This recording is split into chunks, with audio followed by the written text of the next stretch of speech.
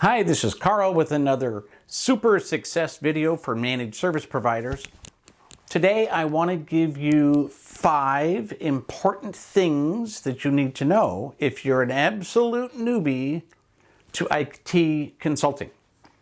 And these might actually be useful if you've been around for a while. So, the 5 biggies, starting with the most important, number 1. You don't want to believe this, but it's true. And that is, there is no secret sauce. What does that mean? Well, here's the deal. So many people get into business and they want to keep everything to themselves. Like, oh, I can't tell people what my marketing plan is. I can't tell people what my financial structure is, or what I pay employees, or what I charge my clients, or what's in my service agreement, or what's not in my service agreement. They somehow think that they have secret sauce. Well, I like to show a slide sometimes about what I consider to be secret sauce. Secret sauce is sold in a clear glass container with the ingredients on the back. In other words, there are no secrets. There is no secret sauce. If you're going to be successful in any business long term, you have to stick to the basics. You have to have a good plan. You have to do marketing, right? There's certain things you have to do, and everybody has to do them. And even within one industry where you can say, well, I do IT better than everybody else, you have to accept the fact that we're all learning all of this at the same time. Ideas do not come from the ether. They don't come from nowhere. History is absolutely filled with examples of simultaneous discovery of the same thing, whether it is radio waves, telephones, a new way of delivering services. It all evolves together at the same time because the time is right.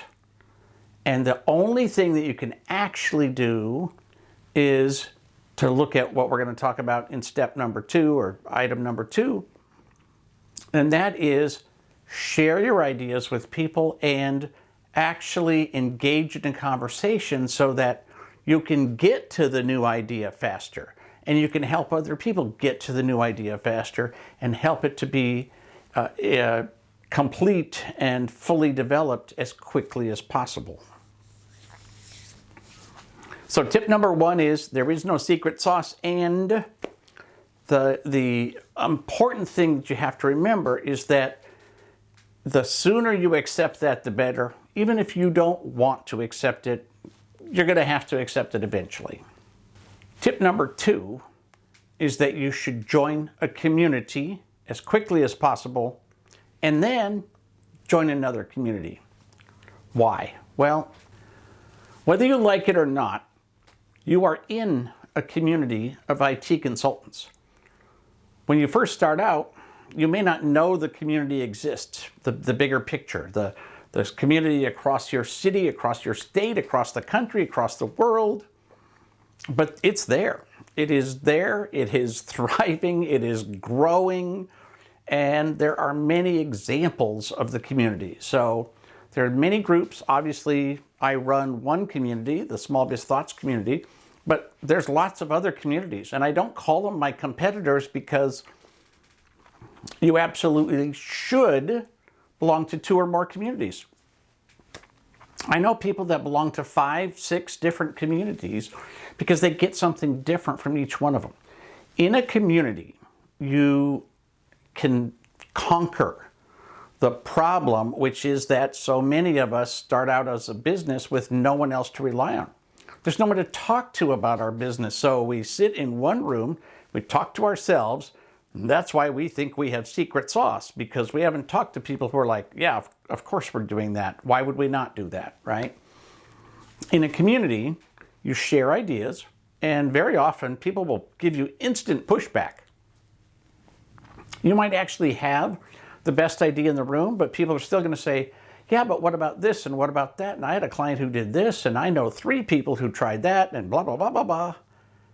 Those ideas all need to mix together to help you improve your ideas. And it is no exaggeration. You can tell somebody every one of your best ideas, and they will go do something else because they bring a different life experience to the world. They have different clients, different employees, different products, different services. They have a different outlook on how business should be done. So mixing all of these together mixes up the mental DNA. Ideally, it will help your business and it will help their business. It will make the industry stronger as we agree on good practices and best practices and moral practices to guide our industry. So whatever community you join first, that's great. Now go join another one. Meet a different group of people with a different approach, different attitudes, different experiences, different cultural backgrounds, right? Your first community might have been these days online because you found out about something on Reddit because you asked a question, or on Facebook or whatever. Some communities have strong forums to participate in. Some have strong events. Some have strong communities. Some have strong content. They're all different. And you should participate in as many of them as you can, but a minimum of 2 would be my advice. Third tip, build everything around your clients. And that means you first have to have an ideal client. You have to figure out who you're going to sell to, and then you can design services for that specific client. And then you can hire people who can deliver services for that specific client, who are good for working with those specific clients. Now, I don't necessarily mean a vertical. Verticals are good. I love verticals.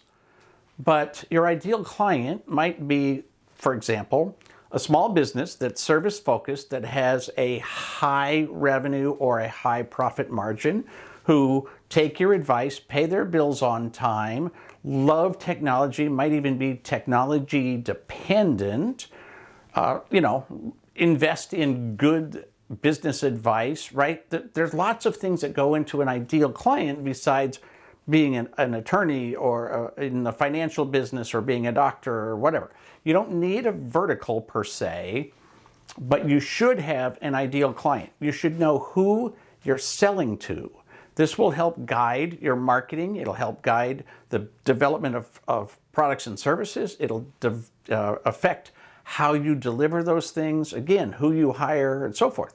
The way that you go to market with the promises to prospects is going to attract people, and those people should be your ideal clients. So if you start with your ideal client in mind, then you can build everything in your entire company around that. I will tell you, 99% of the people in this industry have not done this. If you do it, it will automatically give you a step up in this business, to be honest, in any business. If you look around at the different options in the world, whether it's a coffee shop or an airline, you will see that some of them are generic and some of them are different. And the ones who are different have started by defining the clients they want to attract. And that is true in every industry. There's a base, a mediocre, middle of the road average, same as everybody else. And there are people who are different. And the only ones who stand out, by definition, are those who are different. So that starts with defining your client and then building a business specifically designed for that client. I know this is hard. This is going to take some effort. But if you do this early on, it will literally put you on a stronger success path from the start. The fourth thing I would tell you is to do marketing. Do lots of marketing, do marketing all the time, and it doesn't actually matter how good or how bad your marketing is.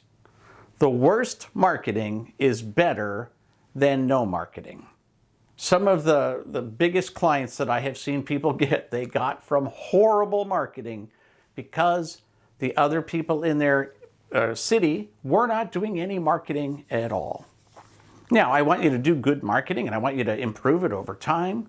But remember, again, most people aren't doing any marketing at all. People say, oh, I don't like marketing. I wrote a letter one time. Nobody came and knocked my door down and gave me money. I did one thing at an event. Nobody signed up for services. I did one thing over here. Once a year I do something and I don't get any new clients. So I must suck at marketing. Well, guess what? You suck at everything you haven't been doing for a long time. So if you want to get good at marketing, do something, suck, do it again, suck less, do it again, suck less, do it again, right? Until you no longer suck. And it might be that you always suck, but here's the deal. If you do mediocre marketing for 10 years, you will be 100 times better at marketing than the people who don't do any marketing at all. Now, over the course of the decades, I have done a little bit of radio advertising. I have put ads in papers. I have spoken at chamber events. I have put on my own events. I've done all kinds of things. And I can't say that any one of them got me a bunch of clients, but all of them together made me visible in the community, gave me some name recognition, and when I called somebody and said, hey, do you want to talk about IT, they didn't hang up on me. So any marketing is better than no marketing. You must start today. You must never stop. It literally has to start as soon as possible when you open your doors, and it can never stop until the day after you sell your business. So market, market, market, market, market. Finally, tip number 5 is a prohibition. If I were to make one hard, fast rule in your brand new company and force you to pay attention to it for at least a year, maybe 2, it would be this. Do not hire a salesperson. Do not hire a salesperson until you have at least $1 million and preferably $2 million in top line revenue.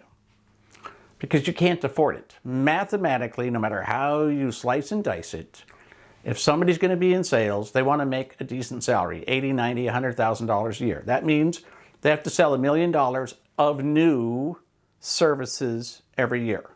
You can't deliver that. You're brand new. You literally cannot deliver that. And if you did, well, now you got to hire people to help you deliver that. Okay, now you need even more money, right? And so mathematically, just whether you like it or not, accept the fact that you, the owner, have to bring in all the business at least until you got $1 million or $2 million in top line revenue. And this is essentially a self-enforcing rule because, again, mathematically you can't do it. You can't deliver those services. You can't hire people fast enough. You can't do what it takes to keep the cash flow going to pay that salesperson. And they're going to suck for a long time until they figure out your market, your products, your services, your clientele, and how to sell what you are selling effectively. Ultimately, sales is a process. It's not an activity. It's not a thing you do. It's a process that starts now and continues forever, kind of like marketing. So think about what you're doing, set back, relax, and don't waste time, effort, and energy trying to hire a salesperson until you don't have any choice because you've already got a couple million in revenue, and the only way to move up from there is to move up the sales piece of your organization. So those are my 5 best tips for people who are absolutely new to this industry. I will say a lot of the old timers could use this advice as well, and a lot of them have been ignoring it for a long time. So you'll actually maybe be a step up if you start 2024 by paying attention to these 5 things, and at least for now, believe it until you prove me wrong. I would love to have your comments, questions, and feedback. Put them in the comments below. And in the meantime, have a great 2024 and I wish you absolutely the best of luck in your brand new managed service business. Welcome to the community.